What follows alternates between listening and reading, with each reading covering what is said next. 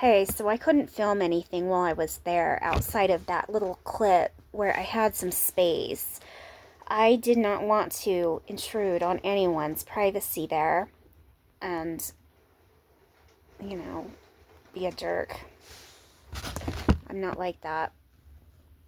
But I did want to talk about what the convention was like. It was really cool. I got a bag of stuff. They gave us these things with the schedule and what was all going on. So it went from 9 to 5. And they had some different keynote speakers there. They had an author, Meg Raby. She wrote the book called My Brother Otto. Oh, sorry, I can't hold this up and film. About a family dynamic and experience about two children, one with a sibling on the spectrum. And they had several different classes that taught some different things. So, and then as far as booths, they had I think I'm gonna just turn to that really quickly. They had, I can't seem to get this up. I don't need to show all of this, but they had disability in Utah, which was really cool. And they focus on people with employment, getting employment for people with disabilities. They had the autism spectrum clinic from the U there. And then they had the National Ability Center was there with some different social groups and events they were showing. They had the URADD, which is who I think I was just talking about, that runs. And then Spark was there to talk about autism research. And the Neurodiversity Clinic of Utah.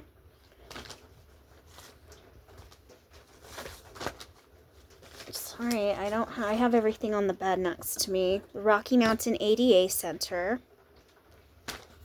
And they have a lot of new programs out with service animals and some other inclusive things.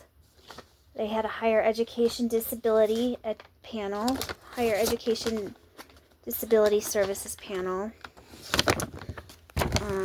The Autism After 21 Utah project was there to give adults.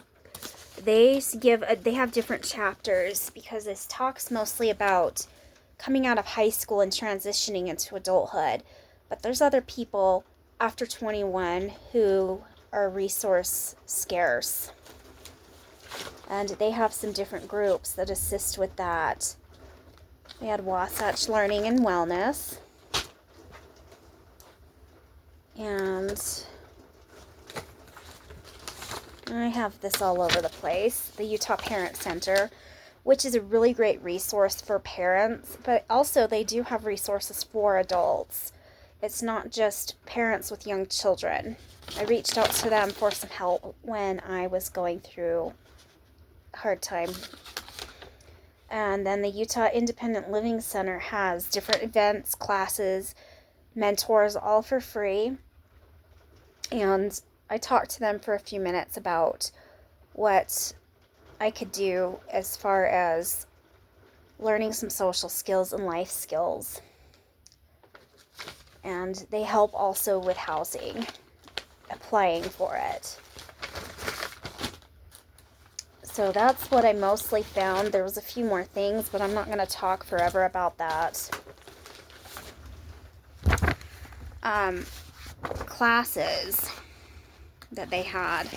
This is really cool because these programs offered some different resources outside of the convention to continue with the education. They had a class on dating and intimate relationships. I wish I could have made it to that one. I couldn't. But it had tools for communication, setting boundaries, building trust. Can you have a social life without friends? Learn how to find belonging and community outside of friendships. Again, I wish I would have been able to make that. Interpersonal aspects of employment. I did go to that, and it was really interesting. It taught how to navigate workplace communication, build resumes, teamwork, and professional relationships, as well as how ADA accommodations work, what to expect with those, as well as reaching out to, I gotta find that, but there was a contact there that spoke about, they're in South Jordan, they're in Draper, and they're in Taylorsville. I think it's the Disability Resource Center. They are public, and it is Voc Rehab, and they assist with job coaching and things like that. And this one I went to, it was social trauma and relationships. It talks about how the impact of trauma on social life and relationships affects autistic and neurodiverse individuals. They gave us some tips on communication with other people that are neurodiverse, as well as how to reframe the social context of our internal experiences. And I went to this other one called Style and Confidence. They spoke about how self-expression through clothing and presentation communicates magnetism and energy and boosts our self-confidence and self-esteem. They taught us how to put together outfits and what the things we choose to wear communicate to the world, and how that energy transmutes into the way we behave. And they had a class on eating habits and about the fact that hygiene is more than just what you do with your outer appearance and your environment. Your eating and sleep is a type of hygiene in and of itself, and that's going to affect the way that you behave, think, and function. They had a financial planning one. This one I wanted to make it to, didn't. But they talked about different resources for building a stable future. And the gentleman that put this on will be doing a webinar. And as soon as I get that information, as a matter of fact, no, I'll make a video about it.